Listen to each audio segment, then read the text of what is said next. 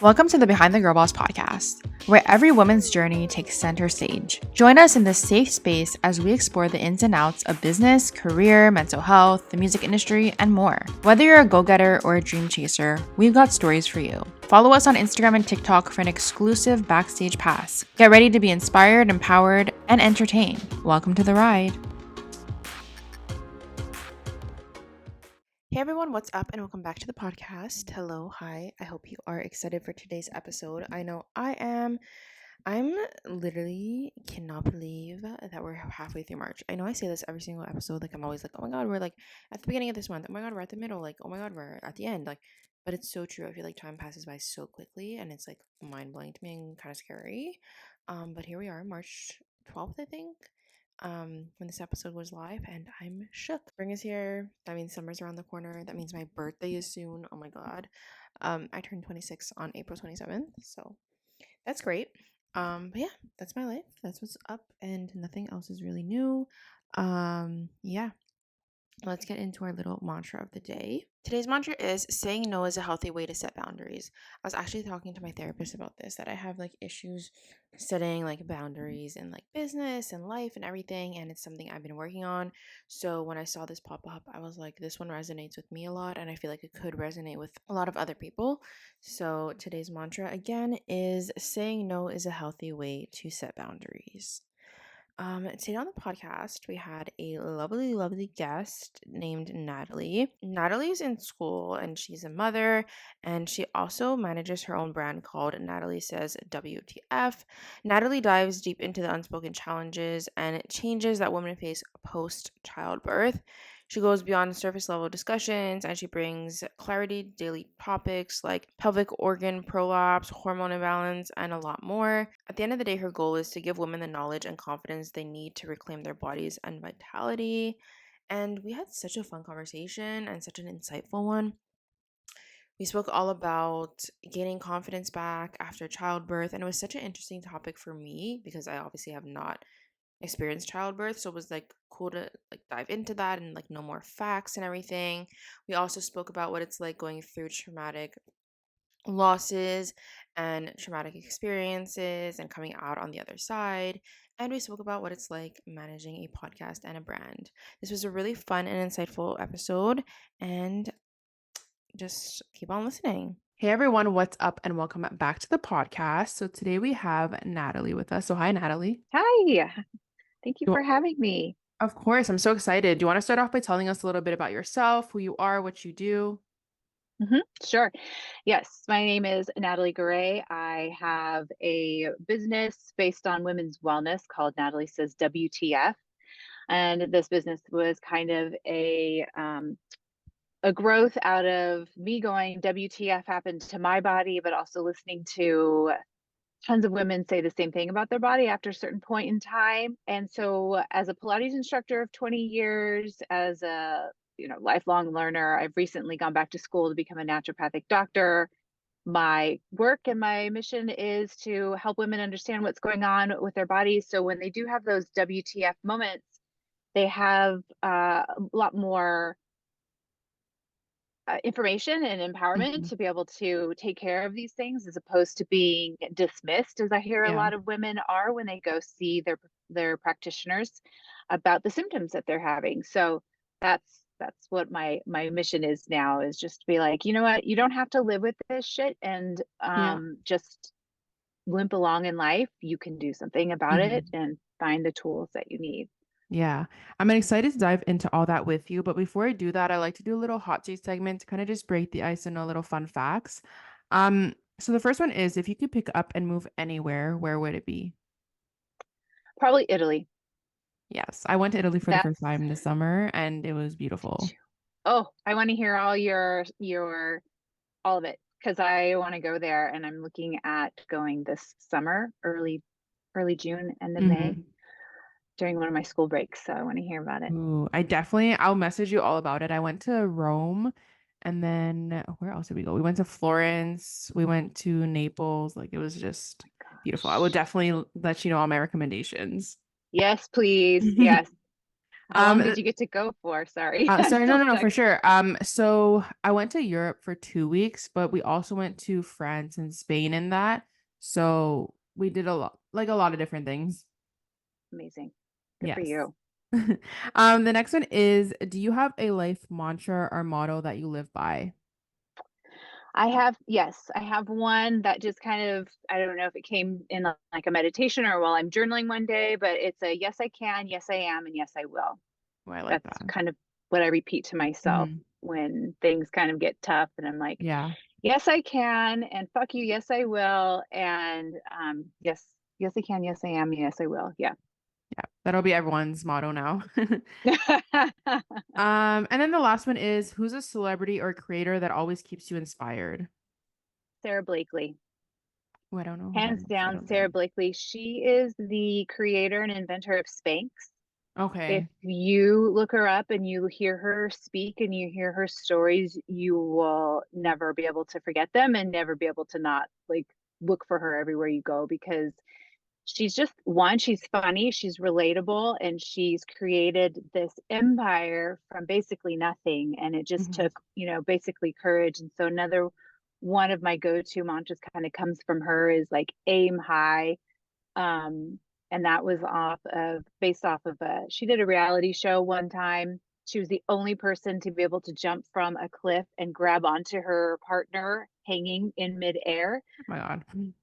because she aimed higher than the person's waist, but toward the string. You'd have to see the video if you can't picture it. But anyway, so I was like, that makes so much sense.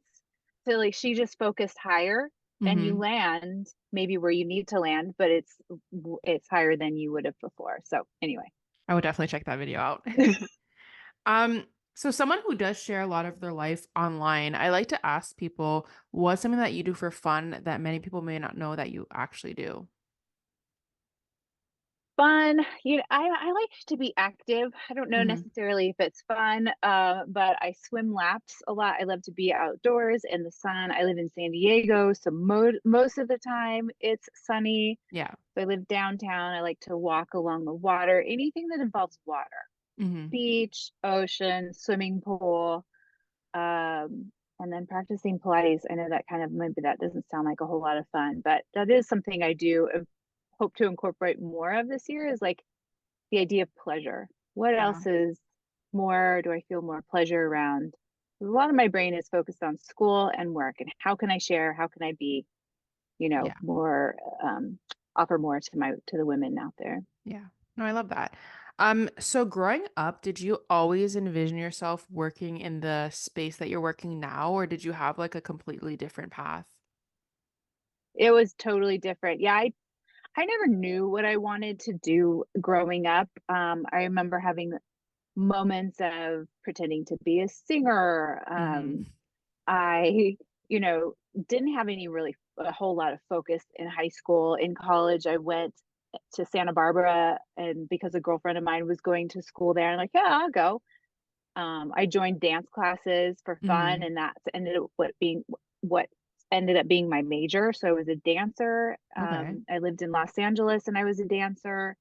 And then I went into Pilates. So then it started to develop into this wellness and health field or interest. And then when I started to have my daughters, and that's kind of where all of the post baby information came from Yeah. because I'd spent 2 months on bed rest. I had to figure out how to function and live and be a mom um, after that. And so, but then when my mom developed dementia, which was probably about 10 to 12 years ago, I think now, maybe a little bit longer. And I had one of my teenage daughters have a substance induced psychosis. That's when more and more of my interest in functional medicine and brain health and brain function and hormones and how they play a role in all of that came to be a big interest, almost obsession of mine. that's Mhm. that's when it all kind of started to happen. So I went back to school in the fall of 2022 to Okay. go to become a naturopathic doctor. Yeah. And how has the transition been going back to school? Interesting, but I'm loving it because I'm 47 years old. I'm going back to school with these 19, 20, 20 Yeah. somethings, Actually, my two of my daughters and I go attend the same school at this point because two of them moved down to San Diego recently. So now we're all at Mesa College fulfilling our requirements for transfer, which is hilarious. Yeah, that's so cool though. You do label yourself as a speaker, multi-business owner, lifelong student, Will Ferrell movie quote expert, and a mother. Um, can you let us into like a little bit more of like what a day in your life looks like? Because you do have so many things that you juggle. Yeah, and it's not as interesting as it may sound, actually. I don't know. But my mornings start off pretty early. I'm an early to bed and early riser. Okay.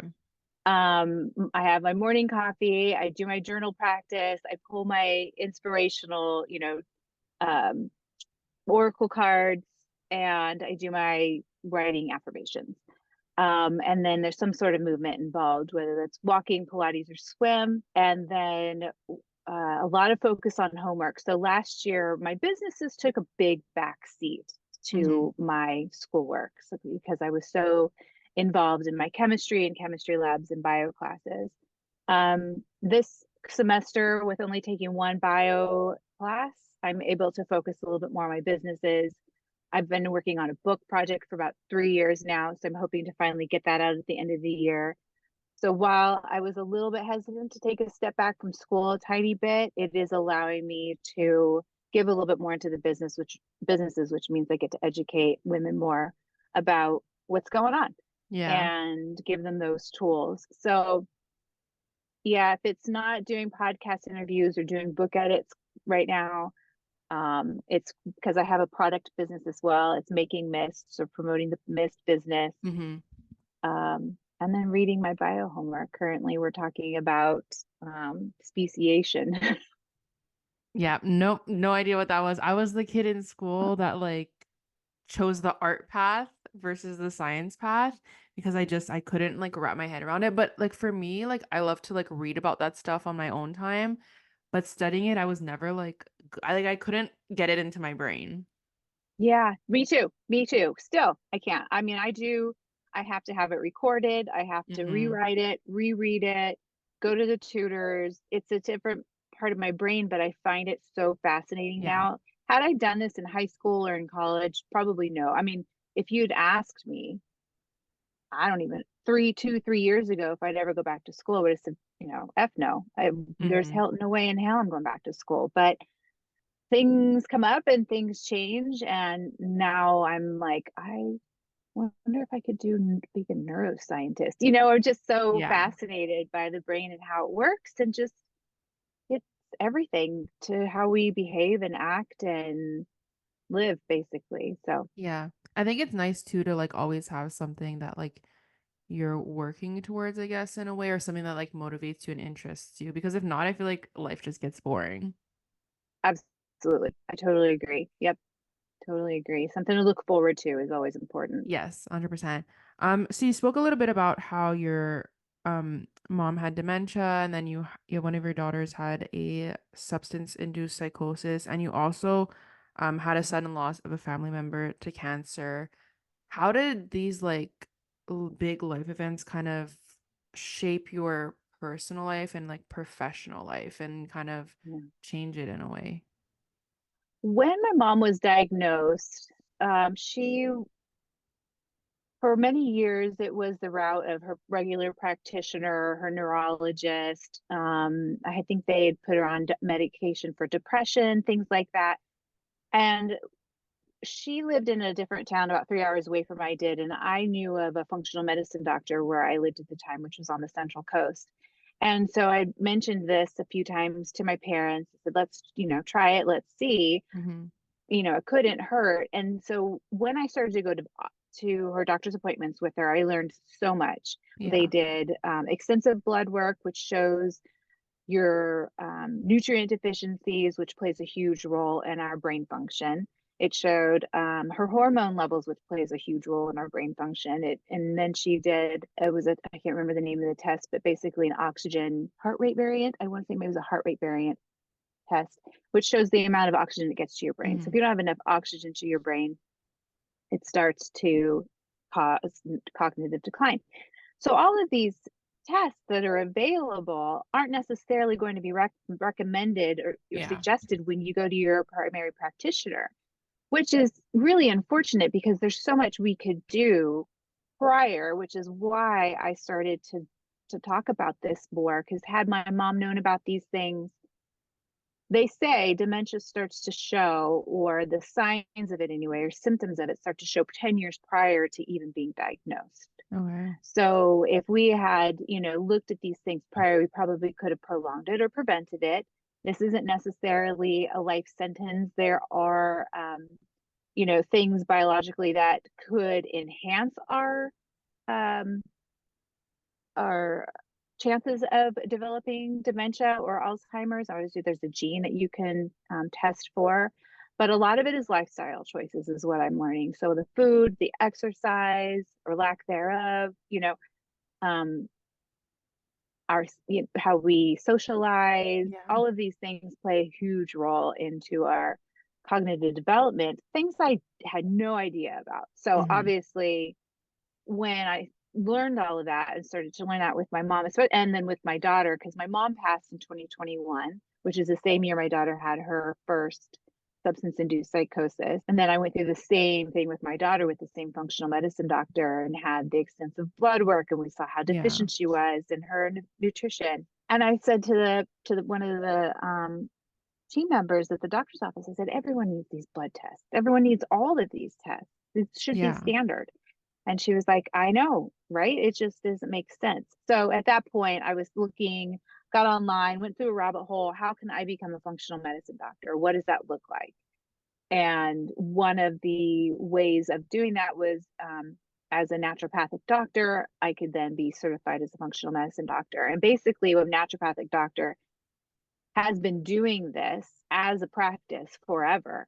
Naturopathic doctors have been around forever, looking at the root cause of what illnesses it are. Hmm. And typically, a lot of the general practitioners are looking at, well, how can we fix the symptoms, not necessarily what's causing it.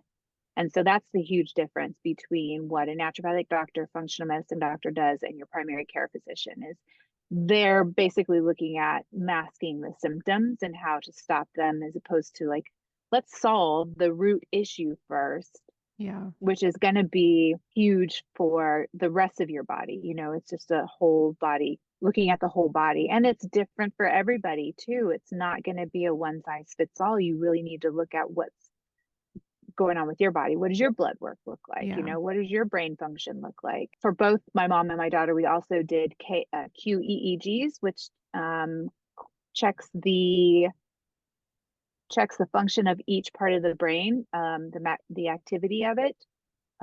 Sometimes our certain parts of our brain can be overactive and some parts can be underactive, and those will present in various ways, whether depression or quick to anger, or what's the like very spontaneous, or there's another word for it, but I'm Hmm. missing it right now.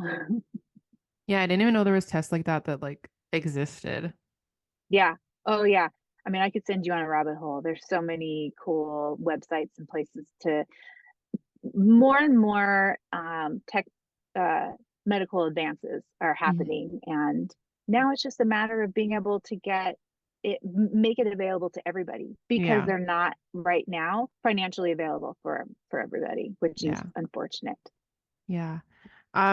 So something you do talk a lot about is post childbirth. And as someone who hasn't experienced that yet, this stuff does interest me. Can you discuss some of the common physical and emotional changes that women experience post childbirth that have to do like hormones or like Hmm. even like when for me as someone again who hasn't experienced this, a lot of things that I see are like people talking about like weight gain or like losing all their energy or like just being sad. So like how like can you explain a little bit more about that?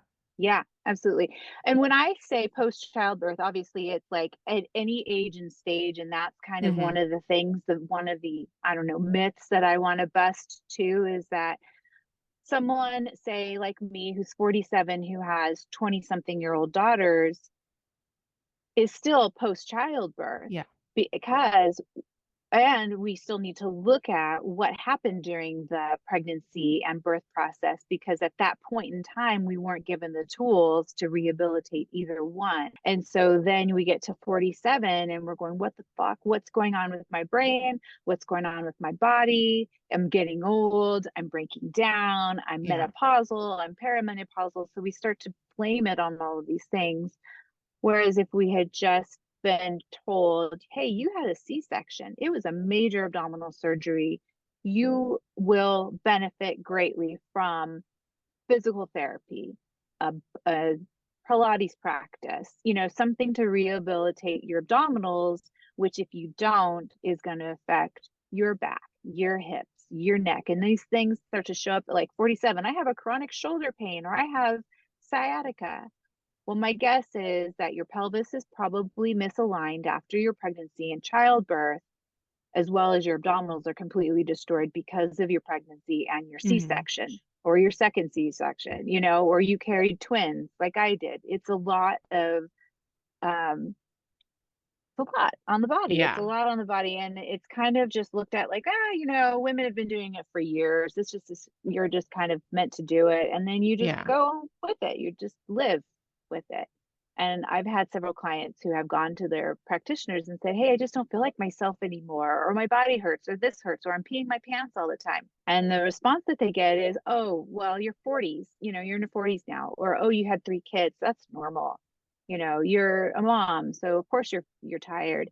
But the fatigue, like you mentioned, and the brain fog is a result of not having sufficient nutrients in your body, again, Hmm. because the body goes through such a huge transition to form a human or two Yeah. or three, that you have to replenish that, and you have to re-strengthen the muscles in order to, keep the pelvis aligned, to keep the back strong, because the abdominals play such a huge role in all of that. And then over time, if we're not taking care of those things, it does take a toll on us. We are chronically fatigued because we're not getting enough, nutrients or exercise or blood Yeah. flow to our brain. And obviously our hormones are off, which plays a huge role in our cognitive function, how we feel on a regular basis, whether it's depression. So yeah, there's a great book by an Australian OBGYN called The Depletion Cure. Okay. And I mentioned this in my book as well. And he talks about how, he would see these things, these patterns in his patients who'd given birth, not as closely though, or on a regular basis as he did when his wife had kids. So after 3 kids, he slowly saw his wife just deplete. She was just, everything was taken from her after the first kid, after the second kid, and definitely after the third kid. And so when he started to put this together, he paid more attention and put more, I don't want to say effort, but just focus on what it was that Hmm. his patients needed more of when they came in with the same symptoms, because he saw it at such a, you know, closer proximity with his wife when she gave birth. Yeah. So that's a really great book about that. But there's a ton of resources that I've loved about these things, and they don't necessarily relate to childbirth. But Dr. Mark Hyman is a medical doctor, functional medicine doctor, who talks about the importance of hormones, hormone balancing, food, exercise, getting your blood work done. And he actually created a company with the specific blood tests that he recommends and thinks everybody needs, that you won't necessarily get at your primary care physician's office. Yeah. I'll definitely look into all that and put some stuff in the show notes. But we were talking about before too how like you're a Pilates instructor. How has that been? I mean, I see everyone doing Pilates now and I've never been to a Pilates class, but I really want to go. So what's it like being a Pilates Yeah. instructor? I love it. I think it is the best form of exercise for anybody and everybody. So I've worked with women through pregnancy up until the day they gave birth. Hmm. I've worked with spinal fusions, hip replacements. I've worked with an 85-year-old man who wanted to be strong because he wanted to get back out on the slopes for winter. It's just so fantastic because it can be tailored to anybody's Yeah.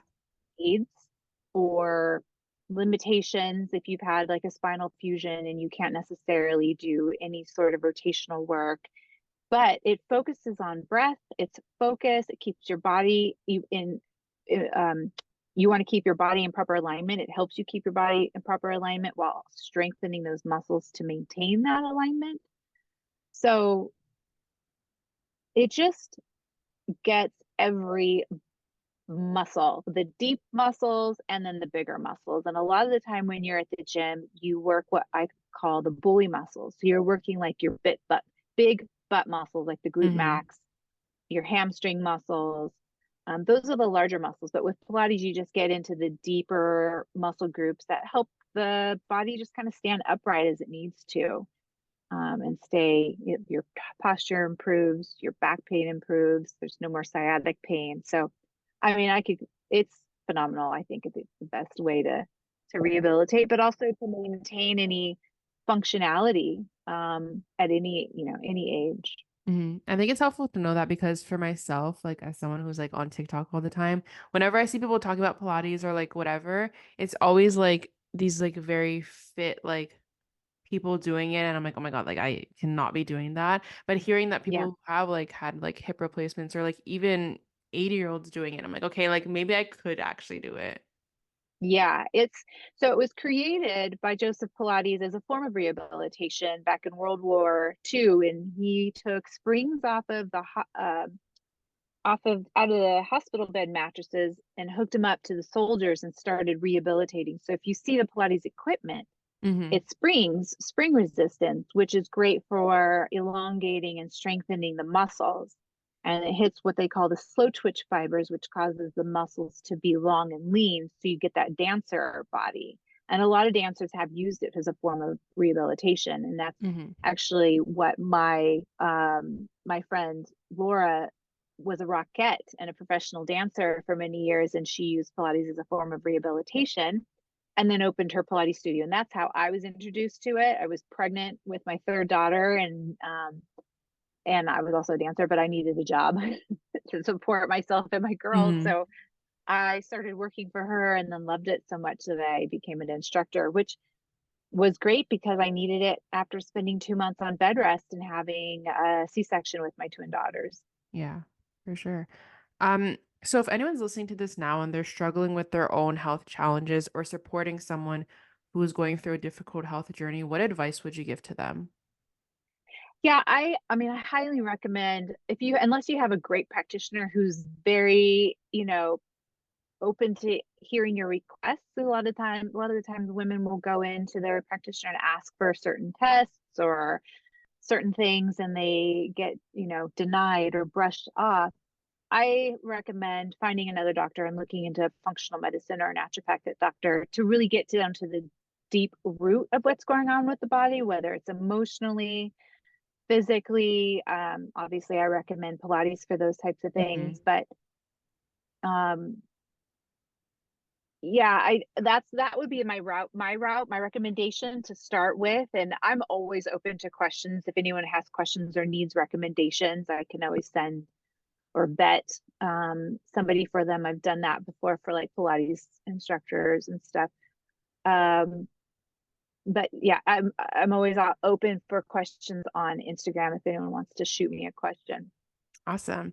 So transitioning a little bit to your podcast and your website, you also have a podcast called W2F Happened to My Body. When did you decide you wanted to start a podcast?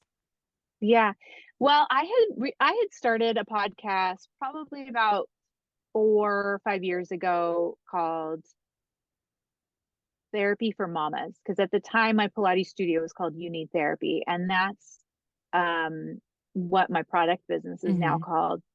So I transitioned that around the pandemic, and I interviewed women about their kind of like their birth stories, what they experienced, where they offered recommendations, tools, Hmm. PT, things like that. And then it kind of fizzled out just because I'm not actually sure. It might have been around the pandemic, but then I decided, okay, I want to do this again because I want to share. more about what I'm learning as far, what I've learned in the experience with my mom, with my daughter, and then Yeah. with my own health. Because after my mom passed, then I was on a real journey to figure out like how can I um how can I improve my health so that I can avoid this? Because if my Mhm. mom was 66 when she passed and I'm 46 when she passed, um, now's the time to look at that. Yeah. And so I wanted to share what I was learning about my body, what I learned through my mom's health journey, through my daughter's health journey. And because, like I said, I heard so many women kind of coming up for air now after their kids became more independent and old enough to take care of themselves, that the moms were now going, what the fuck? Like everything aches and I'm so tired and I Yeah. can't think straight and I have no idea where I put my keys. And, what is this around my belly now? I've never had this before. Um, so that's why. Yeah, for sure. So if someone comes onto your website, your Instagram, they listen to your podcast, what do you hope they leave with? At least like one thing that they leave with. I hope they get some sort of a feeling of like relief, but also like, God, somebody is actually talking about this and there's hope, you know, that there's hope, that there's something out there that's just not readily and as talked about. When I started talking about the pelvic floor almost 15 years ago, nobody was talking about the pelvic floor or incontinence or women peeing themselves when they laugh, cough, or sneeze. It was just not as talked about. And now I feel like there's so much more conversation Mhm. around it, which is fantastic because women were just kind of shying away from it. And it Yeah. was emotionally affecting them, but also um, physically, in a sense. Their social life was taking a toll because they couldn't do the exercises that they used to, CrossFit or running or whatever it was. So now they were having to alter their lifestyle. And um, so anyway, I just hope women are finding like that there's some hope out there and Yeah. there's things that they can do rather than going to the doctor and feeling like they're crazy for even going and asking for help. Yeah. I mean, I've had my similar like experiences with like going to the doctor. Like I've had stomach pains for I think like 10 years at this point, and it's very like Mm. on and off and stuff, but I would go to the doctor and we would do tests and there would be nothing there, so I'd always get told like, "Oh, it's like in your head and stuff." And it's like it's so I don't know the word. Just like Infuriating is what it yeah, is. and like draining because it's like at one point you kind of think to yourself like, "Okay, like maybe it is because like nothing pops up," but I've definitely learned a lot by that experience. Hell yeah, I know that. I tell a story similar to that in the book too about, especially, I mean, for anybody to actually take time out of their day to schedule the appointment that you probably had to wait a good month or so Mhm. for. You clear your schedule, you go, you tell the nurse who's taking your vitals, what are you here for today? You tell her, and then the doctor rushes in and then you have to tell the same Yeah. thing over again. You're like, could you guys have like discussed in the hallway or something? So I'm not telling it again. And then basically what you just said, I don't see anything. There's nothing going on. Mhm. You're fine. Yeah, all of it. And you're like, maybe Yeah. I'm crazy. Maybe it is, like you said, maybe it is all in my head. I just wasted my time. I wasted his time. Mhm. So yeah, to that I would say dig deeper if you strength or when you have the strength to, find another person, find another Yeah. practitioner, find someone who's going to be more collaborative with you to get to the root of the issue because there is a reason that it's happening. It's not made up. Yeah. Yeah. And you were talking about a book. I know you were in the process of writing it. I'm not sure if it's out yet. No, it's not because I put a pause on it in the fall when I was drowning in chemistry. Um, but I have a meeting with my editor today actually, Okay. and the project manager later on this week about the timing. So hopefully, fingers crossed, July, August Okay, this that'll be year. exciting. What is it Yeah, like? thank Is you. it basically about your story or? It's WTF happened to my body, how to fix the aftermath of having kids. So basically everything I talk about on my website, Mm-hmm. and in the podcast. And it starts off with the physical body, which is our foundation, and the things that happen during childbirth and pregnancy. And as we continue to age, when it's not taken care of, how they can be exacerbated. And then the emotional and energetic toll that both of those take, that pregnancy and childbirth take on our body as well, because we're basically coming out a whole different person after we Yeah. have kids. And those things are less talked about than the physical symptoms that show up. So Mm-hmm. your mindset, the depression, the brain fog, the lack of energy, the lack of interest that you once had, those Yeah. things that come up. So yeah, so just talking about that and sharing the tools. Again, just sharing what I've heard over the years from my clients, some of my experiences, of course, too, and then what I've discovered to be helpful for those. Awesome. Well, I'll definitely share that once it comes out. Thank Um, you. the last part of my podcast, I asked people on Instagram to ask you questions, and I picked two of my favorite ones. So the first one is, what are some lifestyle changes that I can implement in my life to support my hormones and health? So hormones, a lot of food will help with hormones. Different foods will help with hormones. Exercise. What's interesting is, like, we've heard forever and ever that exercise is so important for our health and well-being, right? And we just kind of, for me anyway, I was like, yeah, I get it, yeah, whatever. Mm-hmm. But it really, really is. So just taking a walk, in the middle of the day, getting some sunshine will be great. um Simple things, less caffeine after a certain time of the day. Sleep is a huge important Mm-hmm. factor. So like I said, my sleep is kind of boring. I go to bed at this generally about the same time every night. I try to get up at about the same time. So all of these things do affect and support the hormones. Obviously, getting a specific blood test to see what's going on with your hormones. Women will go through major hormone shifts in their teens, 20s, obviously pregnancy, post-pregnancy, there's another shift, mid to late 30s, again Mm-hmm. in the mid to early to mid 40s, and then obviously perimenopause and menopause around late 40s, early 50s, something like that. So those are all things to take a look at, and that's going to give you a clearer picture of what's going on with the hormones, and that's going to they will affect your mood, depression, Mm-hmm. brain cognition, energy, all of those things. And then finding your right supplementation. So like I was saying earlier, it's all very specific to you and your Yeah. body. It's not necessarily like you see all of these people promoting supplements. But why would you take a vitamin B vitamin, just to be very general, Yeah. if you don't need it? Yes, Yeah. it's you need it as a in general, and it's great for everybody. But if your zinc is extremely low, you're not going to take vitamin B. So there's blood tests to find out what you're deficient in that way too. So Yeah. those things will support from going from the very simple things like sleep to then getting the tests done is are ways to go. Awesome. And then the last question is, what advice do you have for someone moving to a new city? I would say, um, I was just talking with my daughter about this. So she was saying, I want to go hiking. And I said, well, why don't you look into hiking groups?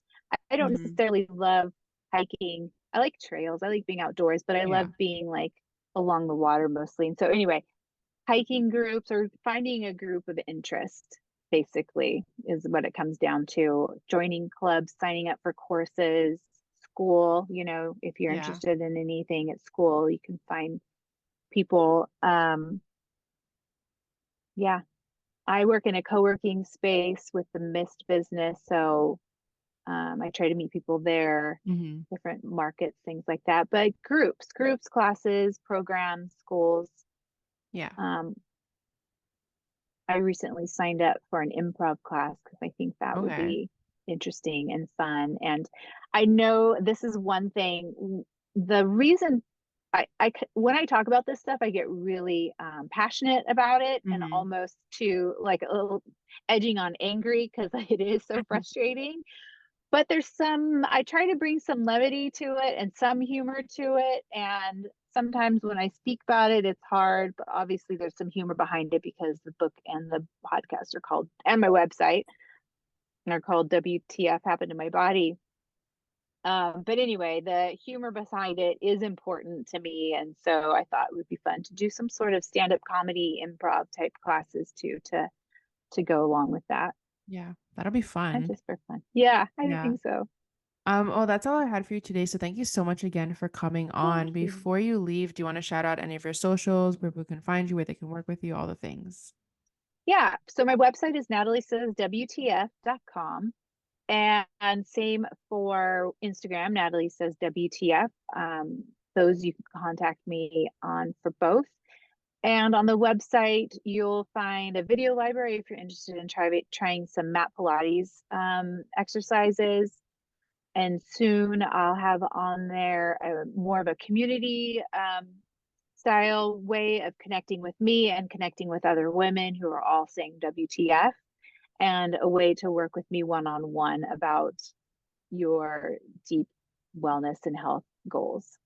Awesome. Well, thank you so much again. Thank you. I appreciate you having me. Thank you guys so much for listening to today's episode. I hope you guys enjoy it. If you did, don't forget to go follow Natalie on her socials. Go show her some love, support. If you want to follow me, please don't be shy. You can follow me either at Behind the Girl Boss or at It's Amanda Juan. You can check out my YouTube channel, It's Amanda Juan. I post every single week on there, along with this podcast. And yeah, thank you guys so much again for listening. And don't forget to leave a review, rate this podcast, all the fun things. And I will see you guys next time. Bye, guys.